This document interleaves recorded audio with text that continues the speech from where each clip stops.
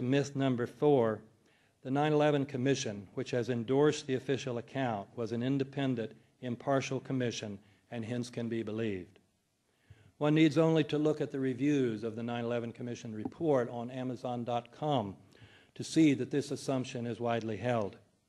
Perhaps this is because in the preface, the Commission's chairman and vice chairman tell us that the Commission sought to be independent, impartial, thorough, and nonpartisan. But these terms do not describe the reality. The Commission's lack of impartiality can be explained partly by the fact that Chairman Thomas Kane, most of the other commissioners, and at least half of the members of the staff had serious conflicts of interest. The most serious problem, however, is that the executive director, Philip Zelikow, was essentially a member of the Bush-Cheney administration. He had worked with Condoleezza Rice on the National Security Council in the administration of the first President Bush. Then, when the Republicans were out of office, he and Condoleezza Rice wrote a book together. Then, when she was named National Security Advisor for the second President Bush, she brought him on to help with the transition.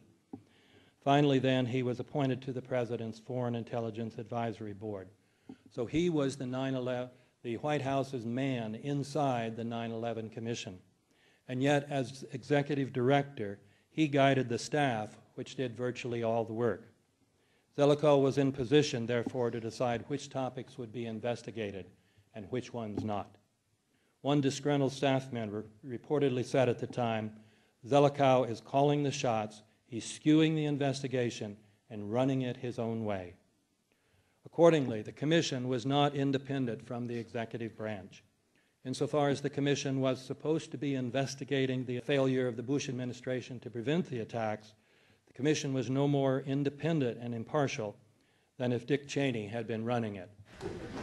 The only difference was that no one was shot. Zelikow's ideological and personal closeness to the Bush administration is further shown by one more fact that until now has not been widely known, even within the 9/11 Truth movement.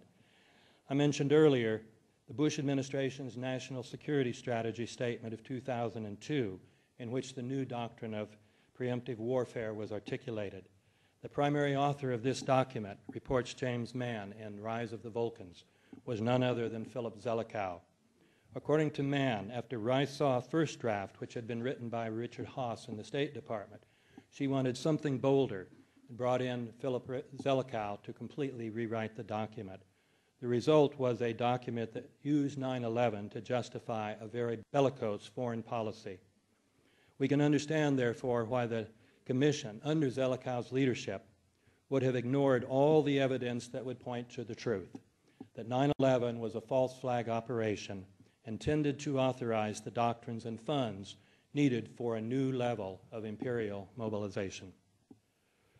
The suggestion that 9/11 was a false flag operation brings us to myth number 5,